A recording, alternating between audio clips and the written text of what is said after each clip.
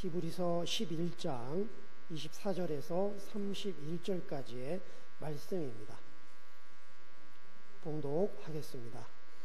믿음으로 모세는 장성하여 바로의 공주의 아들이라 칭함받기를 거절하고 도리어 하나님의 백성과 함께 고난받기를 잠시 죄악의 낙을 누리는 것보다 더 좋아하고 그리스도를 위하여 받는 수모를 애굽의 모든 보화보다 더 큰 재물로 여겼으니 이는 상 주심을 바라봄이라. 믿음으로 애굽을 떠나 왕의 노함을 무서워하지 아니하고 곧 보이지 아니하는 자를 보는 것 같이 하여 참았으며 믿음으로 유월절과 피 뿌리는 예식을 정하였으니 이는 장자를 멸하는 자로 그들을 건드리지 않게 하려 한 것이며 믿음으로 그들은 홍해를 육지같이 건넜으나 애굽 사람들은 이것을 시험하다가 빠져 죽었으며 믿음으로 7일 동안 여리고를 도니 성이 무너졌으며 믿음으로 기생 라합은 정탐꾼을 평안히 영접하였으므로 순종하지 아니하는 자와 함께 멸망하지 아니하였도다. 아멘. 영상을 좀 하나 보겠는데요. 영상은 아주 짧은 내용인데 요즘에 그 회사에서 어떤 직원들을 이제 뽑느냐 하는 그런 얘기예요. 이것은 이 시대가 필요로 하는 사람들이 어떤 사람이냐 하는 그런 얘기도 되고, 또 우리가 이 시대에 어떤 사람으로 살아가야 될 거냐 하는 그런 힌트도 우리가 찾을 수가 있겠죠. 일단 영상을 보시도록 하겠습니다. 자.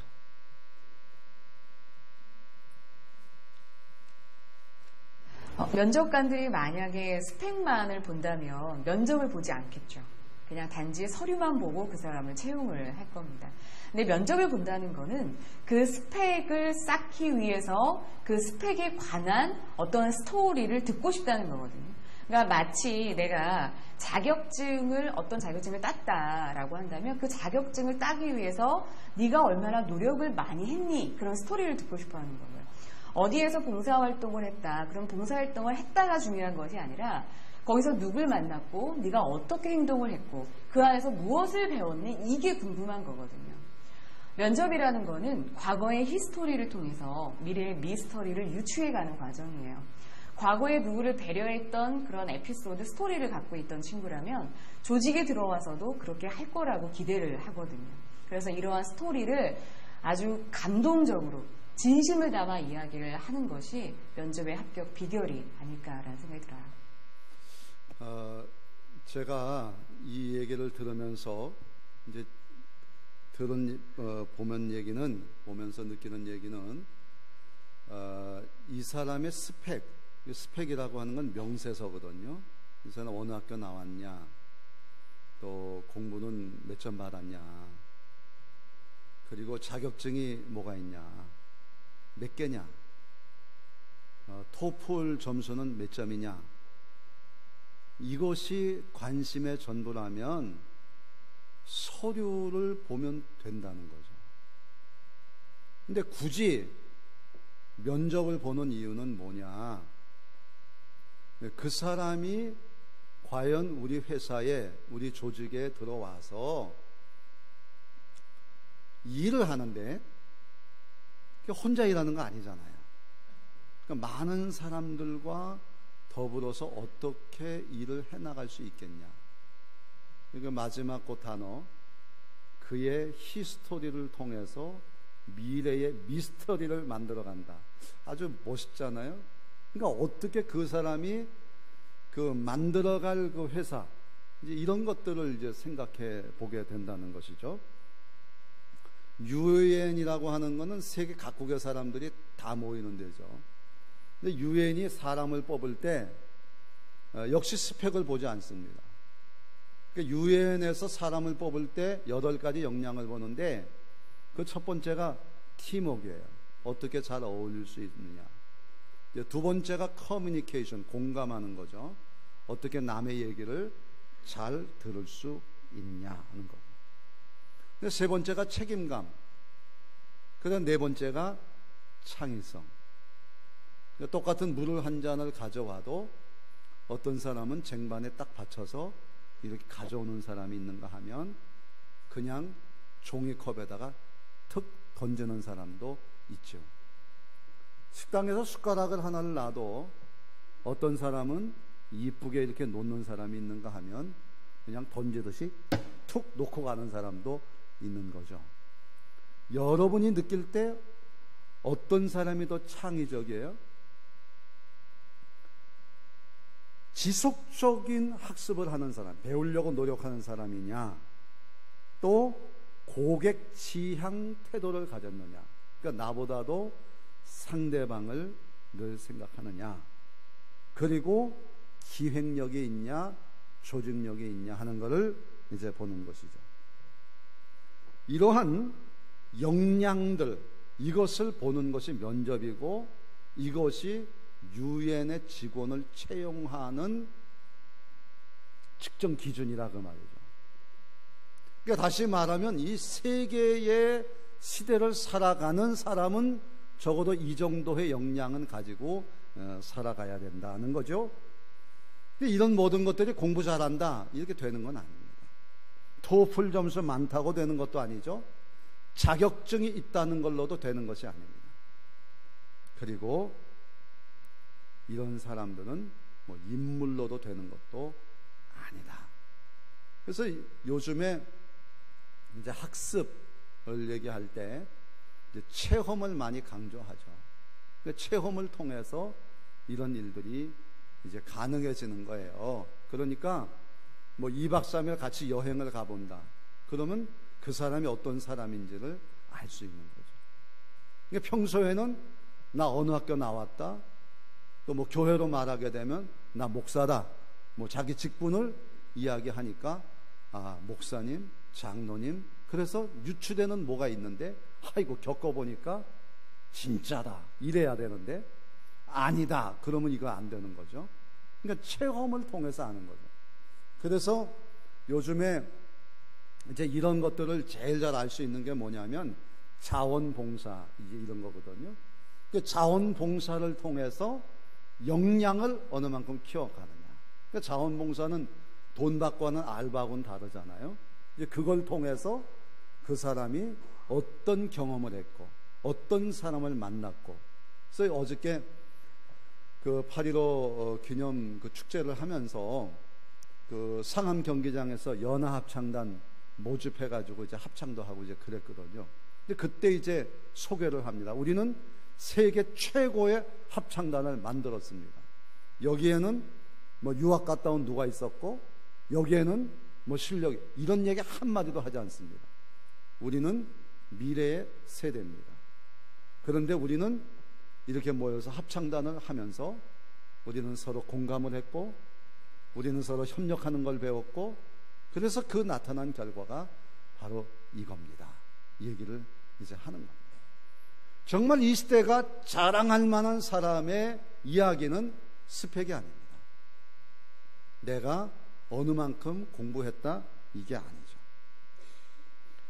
그 최근에 삼성이나 LG 같은 대기업에서도 이제 스펙을 보지 않고 이제는 그 사람의 스토리만 보겠다. 그래서 그의 역량을 면접을 굉장히 중요시하고, 또 어떤 데서는 아예 직원들을 데려다가 신청 대상자들을 데려다가 2차 시험에서는 며칠 동안 이제 숙박을 하면서 그 사람을 평가하는 이제 그런 것도 같습니다. 회사에 들어와서도 끊임없이 자원봉사를 계속하게 하는 이유도 이제 그렇다, 그런 얘기입니다. 스토리가 스펙을 이긴다는 책이 굉장한 베스트셀러인데, 그 베스트셀러인 책에 나오는 이야기가 하나 있습니다. 두 개의 호텔을 소개를 해요. 두바이에 가게 되면 7성급 호텔이라고 세계에서 최고를 자랑하는 호텔이 이제 나옵니다. 보통이 이제 5성급인데 이건 7성급이니까 시설도 최고죠. 식사도 최고죠. 서비스도 최고죠. 최고라는 겁니다. 이런 호텔의 하나. 필리핀 마닐라에 가게 되면 100년 된 호텔이 있는데, 이 100년 된 호텔은 뭐 시설이 최고가 아닙니다. 그런데 그 호텔에는 유명한 암흑의 배우가 와서 자고 갔다. 암흑의 대통령이 여기 묵고 갔다. 그래서 그 대통령의 사진이 이제 있고 유명한 배우들의 사진이 방에도 복도에도 이렇게 걸려 있는 겁니다. 사람들은 어느 호텔을 더 기억할 수 있겠느냐? 세계 최고라고 하는 건 항상 불안불안하죠. 왜? 또 다른 최고가 나오니까. 그래서 삼성이 노트5를 뉴욕에서 엊그저께 발표를 했습니다. 우리가 최고다. 애플을 겨냥해서 최고를 발표하는 거죠. 그런데 애플이 또 어떤 게 나올지 또 궁금한 거죠. 늘 불안하게 살아야 되고 최고 하다 보니까 그 직장을 다니는 사람들은 항상 힘들고 어렵게 살아가는 거죠. 그러나 100년의 호텔에 들어와서 묵는 사람들은 그 속에서 그 호텔의 방을 거쳐갔던 사람들을 기억해내고 그 사람들을 삶을 돌아보면서 자기를 생각하게 되겠죠. 무조건 내가 세계의 왕처럼 대접받는다 이 한순간이 아니라, 그러나 그런 사람들의 이야기를 통해서 자기들의 삶을 유추해가고 그런 것이죠. 성경이 그렇습니다. 오늘 우리가 보는 성경의 말씀은 히브리서 11장 믿음장입니다. 이 믿음장에 나오는 이야기들을 보게 되면 최고가 없어요. 소개를 안 해요. 그가 왕이 됐으니까 믿음이 최고다 그런 말 없습니다. 그가 지도자가 됐으니까 그는 믿음이 좋다 그런 말 없어요. 오히려 모세의 경우를 얘기합니다. 공주의 아들이었으나 그거를 거절하고 하나님의 백성과 고난받기를 즐겨했다 그런 얘기예요. 그런 사람이 위대한 사람이고 그러한 사람을 하나님이 기억하고 있고 그런 사람을 통해서 하나님의 역사를 이루어간다고 하는 것이 하나님의 마음이다 그 말이죠. 그렇다고 한다면 하나님이 원하시는 위대한 믿음의 사람, 하나님이 원하시는 정말 이 시대에 살아가야 될 우리들의 신앙의 모습은 무엇일까? 요약제를 꺼내시겠습니다.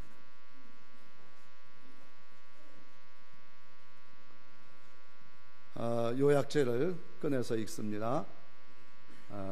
따라하시다. 영적 스토리를 만들어가자. 이 말씀 가운데에 히브리서 11장 24절 31절 가운데에 나타난 복음의 내용은 영적 스토리의 주인은 하나님이시다 하는 겁니다. 주인은 하나님이시다. 자, 24절 26절 보면 공주의 아들이라 거절했다. 고난 받는 것을 더 좋아했다. 그 이유가 뭐냐? 상 주시는 이심을 바라봤다. 이제 그 얘기죠. 같이 읽겠습니다. 시작. 믿음으로 모세는 장성하여 바로의 아들이라 칭함받기를 거절하고 도리어 하나님의 백성과 함께 고난받기를 잠시 죄악의 낙을 누리는 것보다 더 좋아하고 그리스도를 위하여 받는 수모를 애굽의 모든 보화보다 더 큰 재물로 여겼으니 이는 상 주심을 바라봄이라. 아멘. 수모 받는 것을 애굽의 보화보다 더 큰 재물로 여긴 것은 상 주시는 이신 하나님이 계신 걸 알았기 때문에. 자, 다니엘서 1장 5절에서 9절입니다. 시작. 또 왕이 지정하여 그들에게 왕의 음식과 날마다 쓸 것을 주어 3년을 기르게 하였으니 그 후에 그들은 왕 앞에 서게 될 것이더이라. 다니엘은 뜻을 정하여 왕의 음식과 그가 마시는 포도주로 자기를 더럽히지 아니하리라 하고 자기를 더럽히지 아니하도록 환관장에게 구하니 하나님의 다니엘로 하여금 환관장에게 은혜와 긍휼을 얻게 하신지라. 그리하여 감독하는 자가 그들에게 지정된 음식과 마실 포도주를 제하고 채식을 주니라. 하나님이 내 소년에게 학문을 주시고 모든 서적을 깨닫게 하시고 지혜를 주었으니 다니엘은 또 모든 환상과 꿈을 깨달아 알더라. 아멘. 여러분, 모세가 그 공주의 그 아들임을 거절했다. 그리고 백성들과 함께 고난받는 것을 더 좋아했다. 그리고 수모받는 것, 그것을 애굽의 큰 보화보다 더 귀히 여겼다. 그 이유는 뭐냐면 하나님이 상 주실 것이기 때문이다. 그러니까 우리가 하나님께 나아가는 자는 하나님이 계신 것과 하나님이 상 주실 것을 믿어야 할지니라라는 거예요. 그러니까 여러분들이 똑같은 거예요. 오늘 이 자리에 오셨잖아요. 멀리서 여기까지 오시는 분들을 보면 참 힘이 돼요. 내가 더 잘 믿어야 되겠다, 그런 생각도 든다고요. 그러면 여기에 와서 예배를 1시간 드릴 때 투자되는 시간이 얼마나 많습니까? 아마 거의 하루를 허비하는 분들도 있어요. 소비하는 분들도 있어요.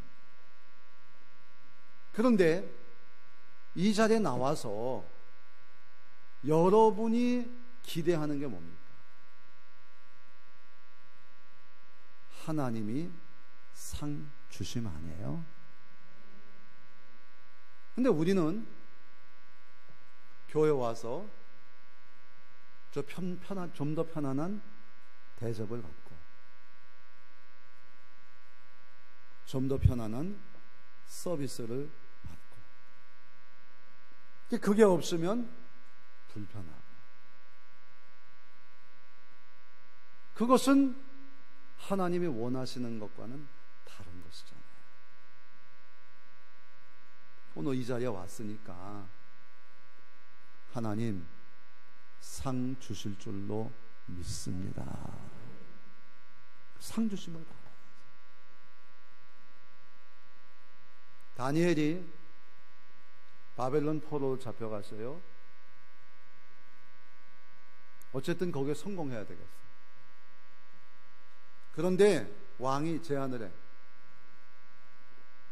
넌 내가 주는 밥 먹어. 내가 가르치는 교육 받아. 근데 포도주를 마시는, 포도주로 내 몸을 더럽히지 않겠어? 포도주 먹는다고 몸이 더러워집니까? 그거 아니잖아요. 그 얘기 뭐냐면 북한에서 온 젊은이들이 김정일이의 사진이 있는 그 프랭카드가 빔에 맞는 걸 보고 막 울면서 그러잖아요. 그거 왜 그러겠어요? 가짜다, 진짜다. 여러분, 태어나는 순간 말을 알기도 전부터 이거는 우리 어버이 수령이 주시는 거다, 이러고 키웠는데, 이건 날 낳은 아버지가 준 것도 아니고, 엄마가 준 것도 아니고, 수령 어버이가 줬는데, 그러고 먹고 큰 사람들이 그 울지 않고 배기겠습니까? 그러니까 바벨론도 마찬가지예요. 바벨론에 데리고 간 젊은 포로들에게 밥 주면서 하는 얘기가, 내가 너 먹여 키웠어. 너 나한테 잘해야 돼. 그걸 요구하는 거예요. 근데 그거에 대해서 아니요, 나는 그런 거면 안 먹습니다. 내가 그렇게 해서 내 영혼을 더럽힐 수 없습니다. 내 주인은 하나님이십니다. 그거 고백하는 거예요. 그러니까 오늘 성경이 뭐라고 말씀해요? 하나님이 내 소년에게 학문을 주시고 모든 서적을 깨닫게 하시고 지혜를 주셔서 환상과 꿈을 깨달아 알게 하셨다는 거예요.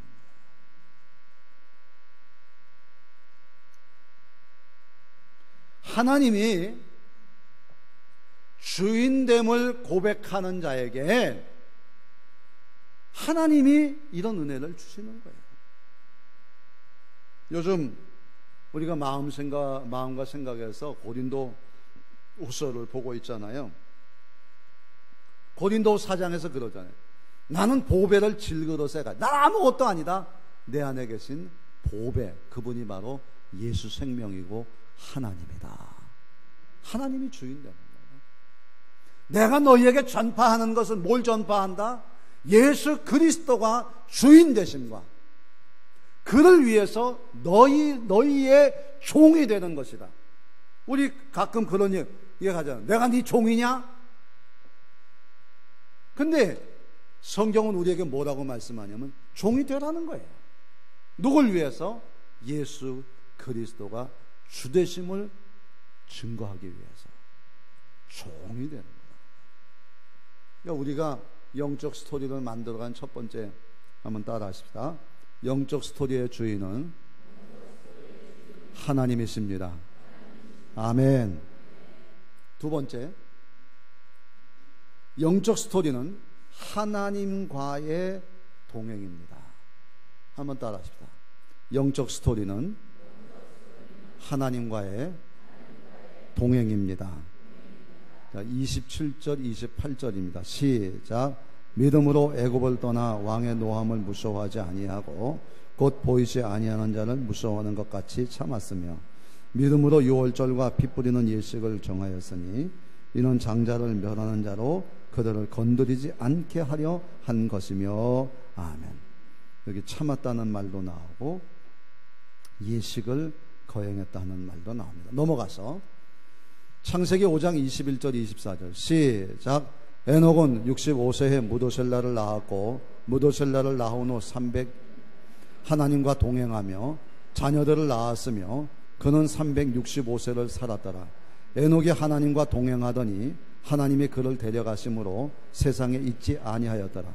믿음으로 에녹은 하나님을 기쁘시게 하는 자라 하는 증거를 받았느니라. 아멘. 여러분, 그러면 어떻게 하나님의 주인 되신 하나님을 내 삶에 적용할 수 있느냐? 그것은 뭐냐면 하나님과 동행, 함께 하는 겁니다. 여기에 이제 에녹이라는 사람이 있는데 이 에녹이 하나님이 너무나 좋아가지고 그냥 하늘로 살아있는 채로 데리고 갔어요. 근데 그 이유가 뭐냐 그랬더니 하나님과 동행했다 그랬습니다. 히브리서에는 뭐라고 표현했냐면 그가 하나님을 기쁘시게 하는 자라 그랬어요. 여러분, 하나님과 동행한다, 하나님과 함께한다, 그런데 기쁘게 한다. 자, 둘이 갑니다. 상대방을 기쁘게 하기 위해서 어떻게 하는 게 기쁘게 하는 거죠? 그래요. 상대방을 건드리지도 않고 물어보지도 않고 웃어주지도 않고 모른 채 하고 간다. 그게 기쁘게 하는 걸까요? 아니면 말도 붙이고 말 안 하면 기분 좋으라고 좀 웃어주기도 하고 또 준비했던 것도 먹어보라 그러고 그게 기쁘게 하는 거 아니겠어요? 예수님이 이 땅에 오신 이유가 뭐냐? 예수님이 우리를 구원하신다는 이게 뭐냐? 우리가 천국을 간다. 예수 믿으면 천국 간다. 예수 믿으면 구원받는다. 예수 믿으면 생명 얻는다. 예수 믿으면 하나님의 자녀가 된다. 예수 믿으면 우리 속에 빛이 있다. 이 얘기는 딴 거 아니에요. 늘 하나님과 관계를 갖는다는 거예요. 이제 그것이 나는 포도나무여 너희는 가지니 하는 그런 관계, 줄기와 가지의 관계, 서로 주고받는 것이죠. 그런 영적인 신비로움 따라 하실래요? 하나님이 내 안에, 내가 하나님 안에, 이런 영적인 신비로움을 경험하며 살아가는 거죠. 그러니까 내 안에 계신 성령님이 바로 그래서 나에게 깨우쳐 주시고 말씀해 주시고 인도해 주시고 그러는 거죠. 그래서 오늘 모세가 어떻게 했어요? 그래요. 모세가 선택한 거는 뭐냐? 왕을 무서워하지 않아요. 보이지 않는 하나님을 생각하면서 참아요. 그리고 하나님이 하라는 대로 해.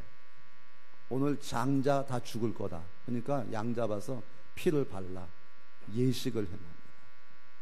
그러면서 하나님을 느끼는 거예요. 제가 왜 여러분에게 자꾸 성경을 읽으라 그래요? 성경을 읽어야 하나님을 느낄 수 있어요. 왜 주일 성수하라 그래요? 예배를 드려야 하나님을 느낄 수가 있어요. 여러분 세상에 어디 가서 하나님을 느낄 수가 있어요? 왜 헌금을 해요? 하나님을 기쁘시게 할 수 있어요. 왜 우리가 찬양대를 해요? 하나님을 기쁘시게 하는 거예요. 이런 걸 통해서 하나님과 내가 끊임없이 교제를 하는 겁니다. 기도해요. 하나님과 교제하는 거예요. 새벽 기도마다 새벽 기도하는 교회들을 어떤 목사님이 이렇게 다니셨나 봐요. 저보고 와서 목사님 새벽 기도를 제가 여러 군데를 다녀보는데 어쩌면 교회마다 이렇게 다 달라요. 어떤 목사님은 혼자서 기도를 교인들을 대상으로 기도를 한 10분을 이렇게 하시대요. 나는 이 기도를 10분 동안 하면서 나는 교인들이 기도 속에서 은혜 받으라고 난 그래요. 저는 또 성경을 읽는 걸 또 오래 해요. 하나하나 설명을 해요. 새벽 기도회마다 이건 이런 뜻이다, 이건 이런 뜻이고 이런 뜻이다. 저는 성경을 하나님의 말씀이니까 하나님의 얘기를 좀 잘 들어야 들으면서 내 마음에 같이 기도해라. 그랬더니 하는 얘기가 그래요. 목사님 전 새벽에 설교를 한 5분 했는데 안 되겠습니다. 내가 다시 좀 바꿔야 될 것 같습니다. 그러니까 내가 하는 기도보다 하나님의 이야기를 좀 들으면 좋겠다는 게 제가 새벽 기도회를 인도하는 방향이란 말이죠.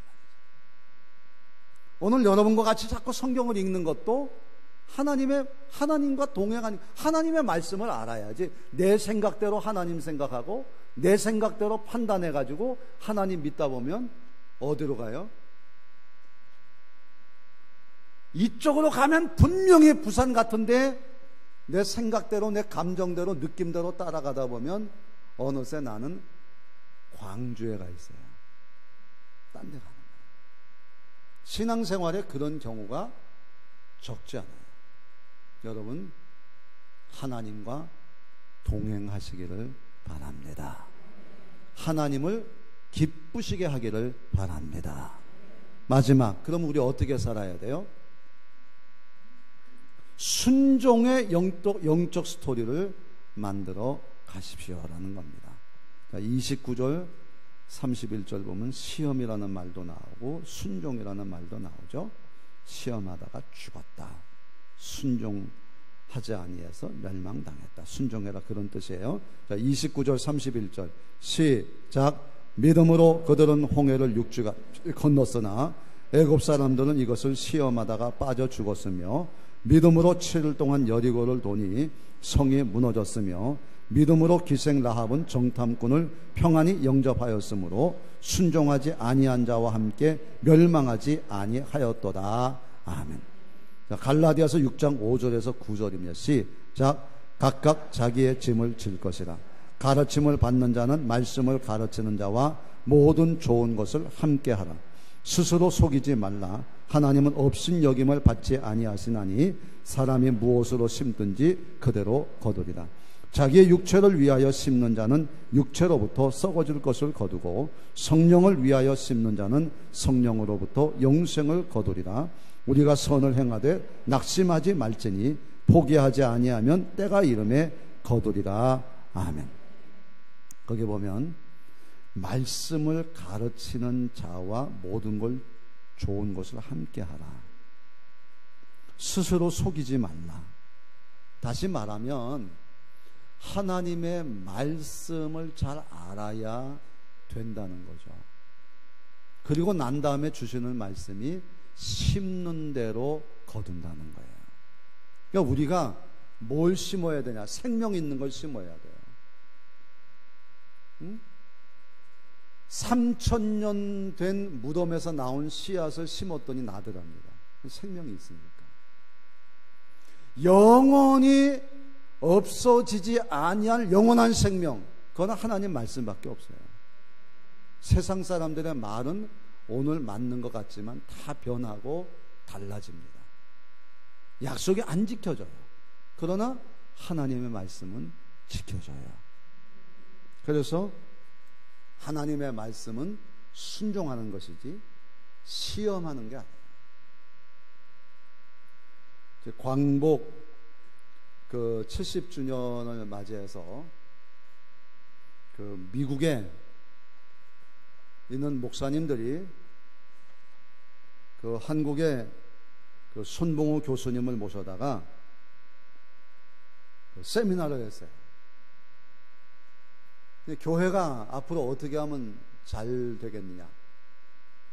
교회가 사회적인 영향력이 좀 많이 떨어지고 또 교인들도 좀 떨어지고 이제 그래요.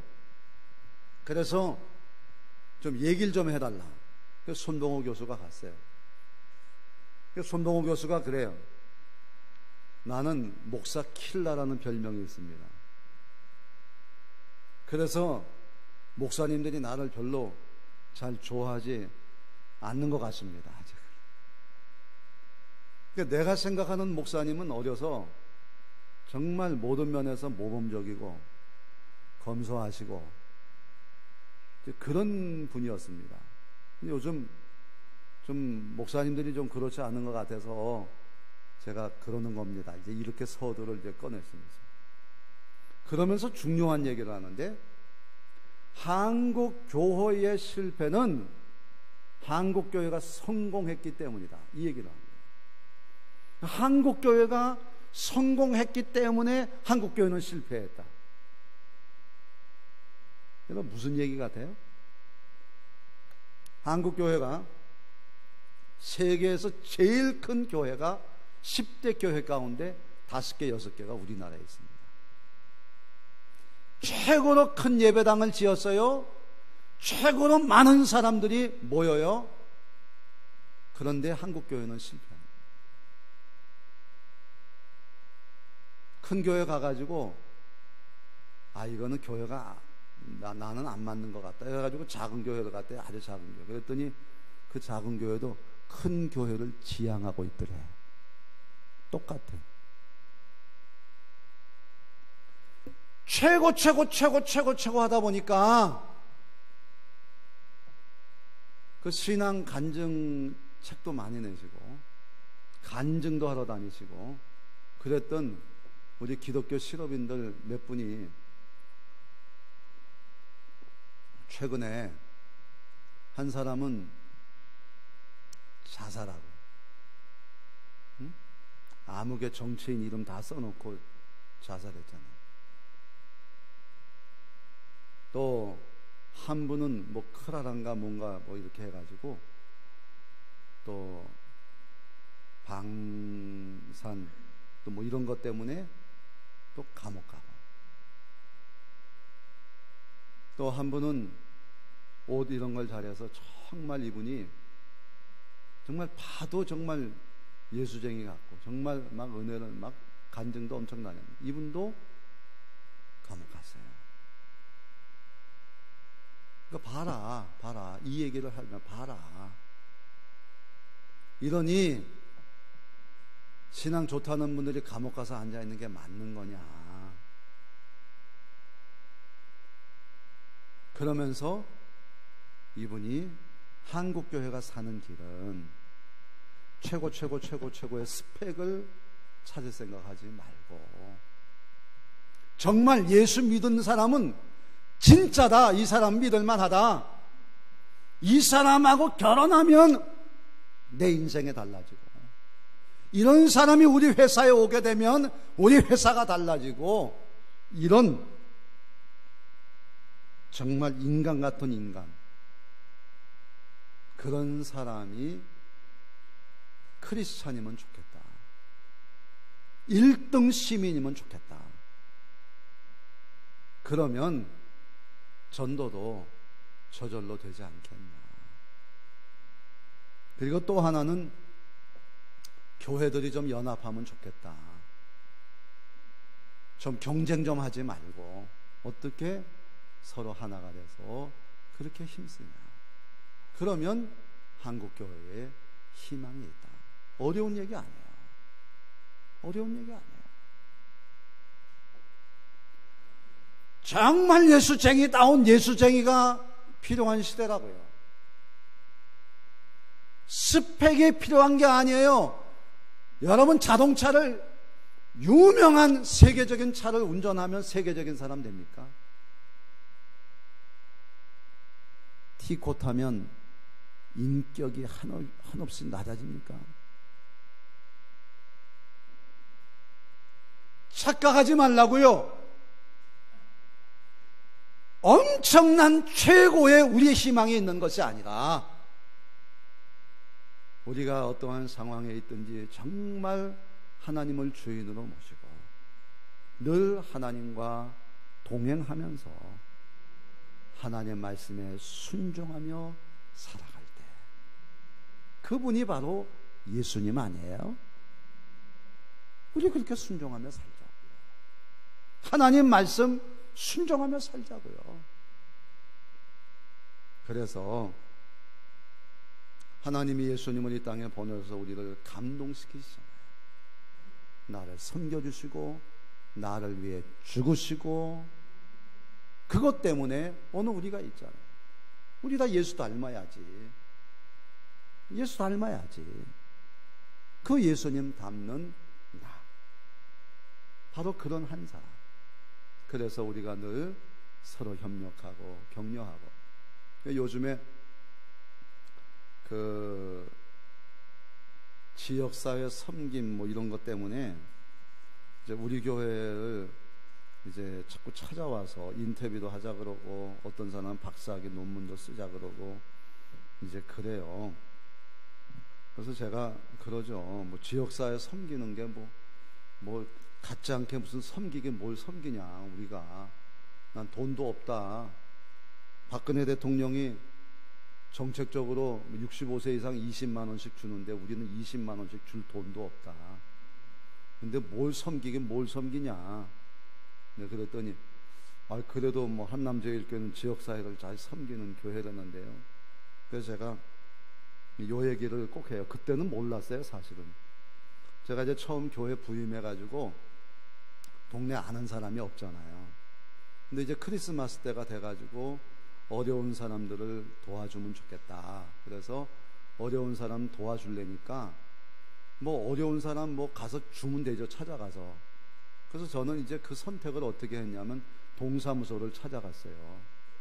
나 어려운 사람 도와주고 싶은데 동장님 좀 도와주세요. 그랬더니 사회 담당이 또 나타났어요. 그래서 그분들이 명단을 다 적어가지고 와가지고, 또 목사님 이런 분들인데 기준은 이렇습니다. 내가 또 보고를 받아요. 그래서 뭐 그렇게 하시죠 뭐. 그래서 그 기준에 의해서 동네 사람들은 다 막 모셔오는 거예요. 그랬더니 그때는 통반장들이 아주 열심히 일할 때니까, 그때 올 때에 이분들을 다 통반장들이 또 모시고 와, 교회에서 행사를 하는데. 그래서 모든 진행을 다 동장님이 하세요. 그 동장님이야. 동직원들이 다 와가지고 내가 내놓는 거는 요만큼밖에 없는데, 이거를 진행하기 위해서 온 사람들은 나 혼자도 다 할 수 있는 일을 와서 돕는 사람들이 50명이 넘었어요. 그래서 그 일 때문에 나는 동네 친구를 사귀기 시작했어요. 내가 쌀 사다가 어려운 사람 줄 때는 어려운 사람들 몇 사람 만났는데, 그날 어려운 분들 외에 함께 일했던 사람 한 50명의 동직원들 포함해서 통반장해서, 그 다음엔 또 누가 왔느냐? 구청장도 오시고 국회의원도 오시고, 자꾸 사람들이 이 일 때문에 모여들어서 그 다음부터는 오 목사님의 친구가 많이 생겼어요. 그래서 내가 그러죠. 지역사회로 섬긴다, 그런 어줍지 않은 얘기 하지 마라. 나는 하나님 앞에 기도한다. 하나님, 이 교회가, 이 동네 사람들이 정말 교회 때문에 우리 동네 살만하다. 아이고, 그냥 목사님 때문에. 또 지난번에도 한 달 전에 내가 그랬다 그랬잖아요. 할아버지 한 분 지나가시다, 목사님, 우리 목사님 때문에 우리 동네가 이렇게 좋아지지 않았습니까? 목사님 최고입니다. 뭐 이러고 지나가시는데, 난 그러면 그게 난 최고다. 그분이 그랬잖아요. 사람들이 교회는 그냥 낡았고 막 이런데 그 교회 괜찮은 교회입니다. 여러분, 우리 교회 괜찮은 교회입니다. 여러분 괜찮으신 분들이에요. 그래서 내가 가는 그곳에 그 사람이 기쁘고, 우리 교회가 있는 곳에 정말 동네가 잘 산다면 이보다 더 큰 기쁨이 어디 있겠냐. 우리 교회는 스펙이 아니라 영적 스토리를 만들어가는 교회와 교인들의 교회, 그런 교회를 하나님이 복 주시고, 그냥 우리 어떻게 그냥 한꺼번에 예배 드리다가 하늘로 쑥 올라가 버리죠 뭐. 그래서 우리 에녹처럼 그렇게 되면 얼마나 좋겠어요?